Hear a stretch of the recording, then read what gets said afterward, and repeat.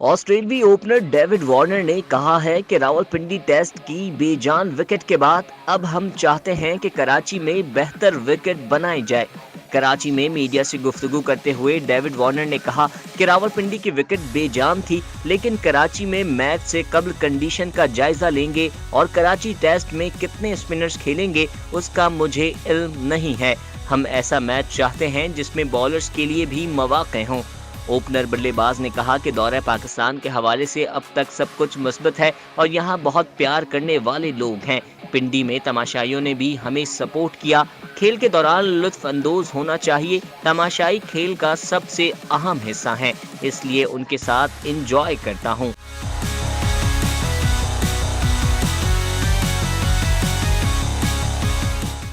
उन्होंने कहा कि 24 बरस के बाद पाकिस्तान का दौरा खुश आइंद है और क्रिकेट की कामयाबी है। पीसीबी और क्रिकेट ऑस्ट्रेलिया ने इस दौरे को मुमकिन बनाने के लिए बहुत काम किया।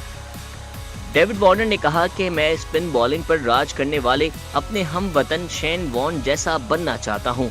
वो एक अजीम खिलाड़ी थे जिन्होंने दुनिया के बड़े बड़े खिलाड़ियों को अपनी उंगलियों पर नचाया, जबकि मैंने अपना करियर भी बॉलर की हैसियत से शुरू किया था।